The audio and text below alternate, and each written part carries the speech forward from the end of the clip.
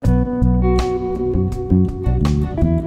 mga Lods, it's me Jodie. So ang tuturo ko sa inyo ngayon ay kung paano mag-transfer ng PayPal to GCash.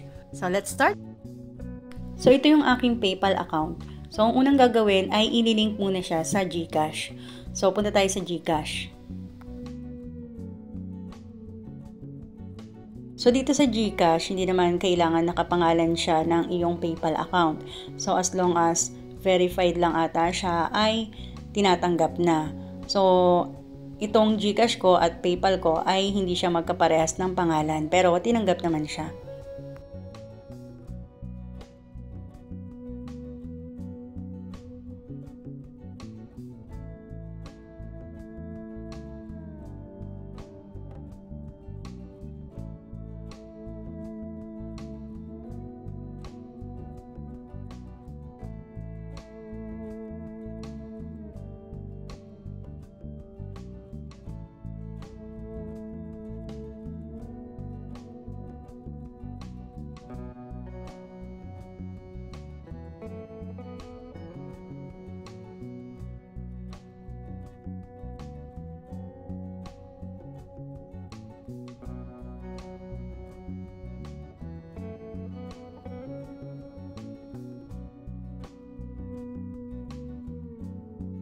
So, ayan, na-link na siya sa ating GCash.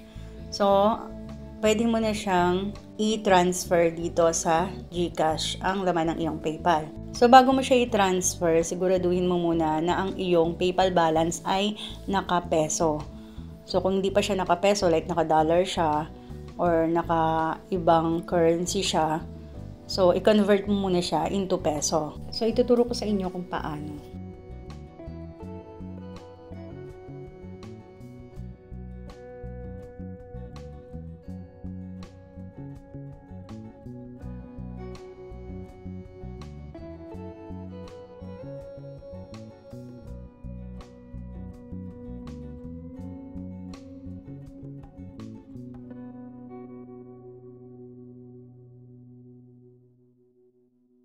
So, ayan. So, dito ka na magko-convert.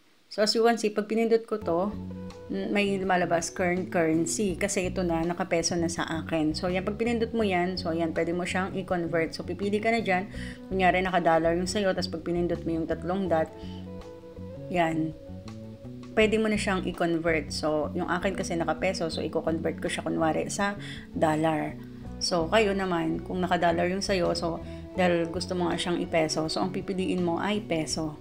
And so, itatype mo lang dyan kung ilan ang i-convert mo. So, mas maganda kung lahat na i-convert mo. Then, kapag na-convert mo na siya, pwede mo na siyang i-transfer sa iyong GCash account. So, i-transfer na natin siya.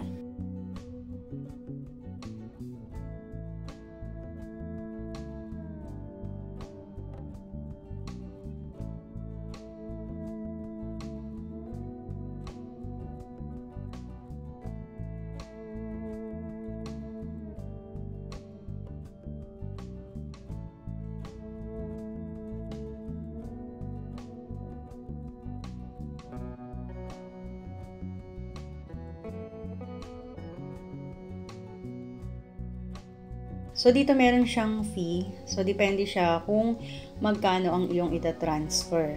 So, mas malaki, mas mataas yung fee. So, ayan, hindi mo siya pwedeng isagad kasi nga may fee siya. So, ayan, kung makikita mo, nakapula siya. Kasi nga, meron siyang fee na 43. So, hindi ko siya pwedeng isagad. Kaya, i-a-adjust mo na lang siya na mabawas mo yung fee. Ayan, so pag nag-blue na siya, so pwede mo na siyang i-transfer. So dito nga pala ay meron siyang minimum amount para mag-transfer, which is 500 pesos.